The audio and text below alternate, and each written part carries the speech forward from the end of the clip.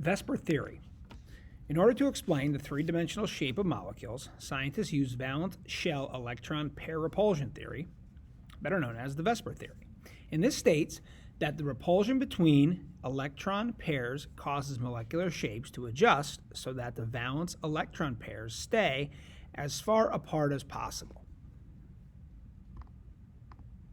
So the electron group geometry tells you how many bonds are around the central atom.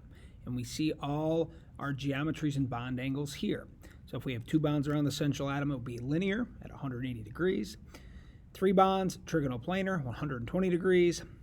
4 bonds, tetrahedral, 109.5. 5 bonds, trigonal, bipyramidal, 90 degrees axial, 120 equatorial. And 6 bonds, octahedral at 90 degrees.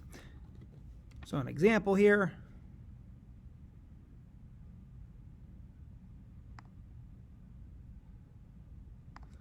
Say I want to figure out the electron geometry for, let's say, CH4 methane. Okay, it's going to help if you draw your Lewis structure. So if we do that for methane. So if I do that, I see that I have 4 bonds around my central atom. 1, 2, 3, 4.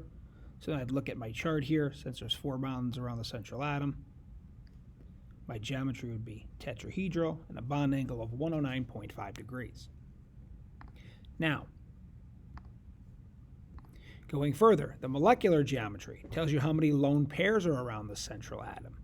It takes the form n plus m equals. So n is the number of bonds around the central atom. M is the number of sets of lone pairs around the central atom. And here is our chart for our molecular geometries. There's a lot to digest here. We'll do 2 examples to show you what this means. One important note here, we're going to use the bond angle of the electron geometry for the molecular geometry. So we're not going to go ahead and do each individual one for the designated molecular geometry.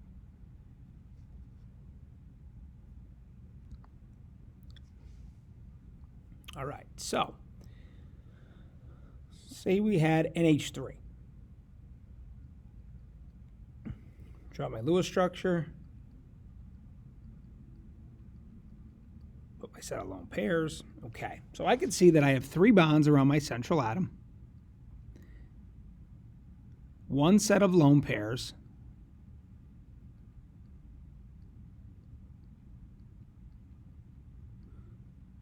And we know 3 plus 1 equals 4.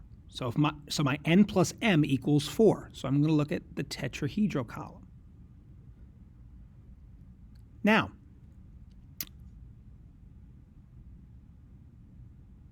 how many sets of lone pairs do I have around my central atom? That would be 1. So that's going to tell me what my molecular geometry will be. And in this case, since there's 1 set of lone pairs around the central atom, it'll be trigonal,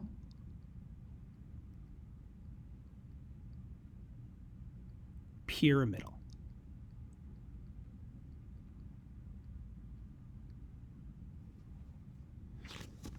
Now another example, say I want to do one for water. So my Lewis structure for water. I have 2 bonds around my central atom, 2 sets of lone pairs. So once again, we're in the tetrahedral quadrant here, if you will.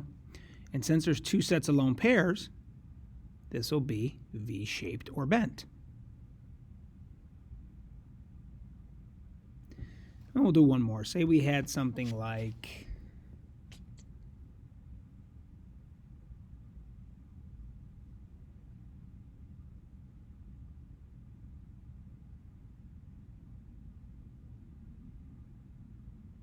I'll say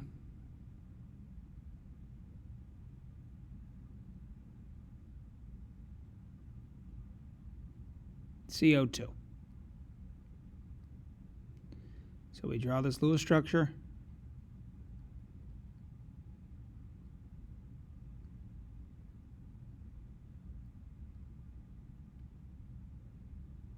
and I see there's 2 bonds. Even though they're double bonds, it's still just one bonding site. So there's 2 bonds around my central atom, no bonds around, or no lone pairs around my central atom, so my N plus M equals 2. And since there's no lone pairs, it would just be linear. And this concludes our video on the VSEPR theory.